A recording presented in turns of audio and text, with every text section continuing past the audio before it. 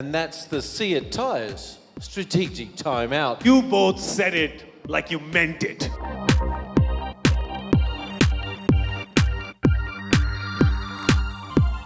Is the air conditioning too cold? Can I have my jacket? Yeah, I'm going to give you your jacket.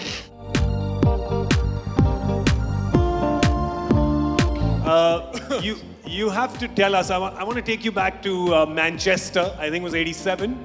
You played a little prank on our legend over here. I was lucky enough to play with Sonny in the World 11, and we're up at Manchester, and we got off the bus and we walked into the dressing room, and Sonny was a bit late off the bus for whatever reason, and I said to the guy at the gate, this guy here thinks he's Sunil Gawaskar.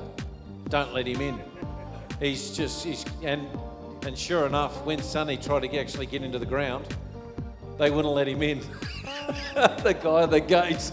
So that was a major problem for the rest of the tour. I'm going to ask Sunny Bhai in front of you. You were convinced that he gloved it when he was at 70. Oh, down the leg side. You guys never walk. Don't smile at me now, dogs. And you, Jimmy, worst. But listen, didn't walk. But nobody appealed. Matter.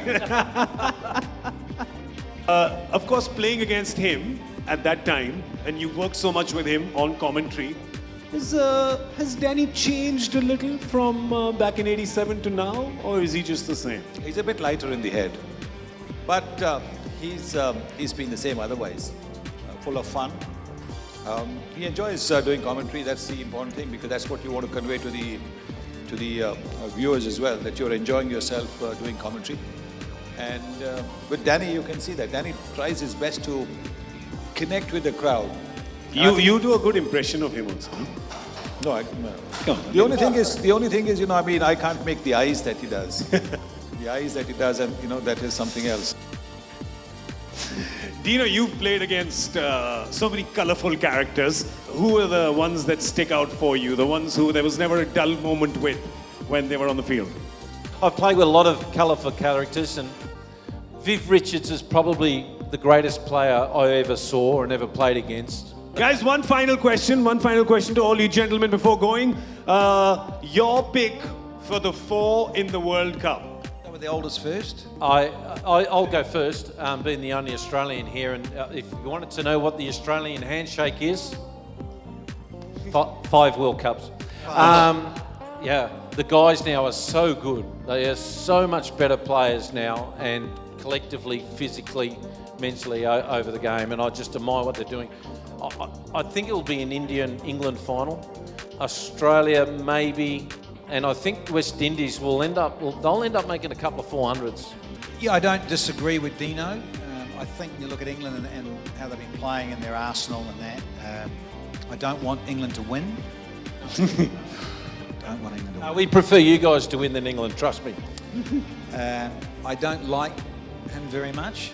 You know, New Zealand is the dark horses and the dark uniform, and I think India, and again, I'm not saying because I'm not just because I'm here, I think you really do have a lot of the X factor covered, big time. Excellent. And Sunny Bhai, from you, I'm going to ask a slightly different thing. So, your good wishes to the Indian cricket team for this World Cup, being a World Cup winner yourself. Well, I mean, like every Indian, I want this Indian team to bring the World Cup back. They've got the example of the 1983 team. We actually were no hopers at that stage. Nobody really expected us to win. This Indian team, and therefore there was no pressure on us. This Indian team carries the pressure of expectations, where the expectations are that they are such a good team that they'll win. And I think they are a good team. I'm pretty certain that India will bring the cup back. And I just want to wish Virat and the rest of the boys all the very best. Just go out and play the way you've been playing all this time. Just go out and play as a sport, because at the end of the day, it is a sport. Enjoy the sport, and I'm sure you'll bring the trophy back. Excellent. Gentlemen, thank you so much. Thank you so much for chatting with us. Thank you so much for entertaining us.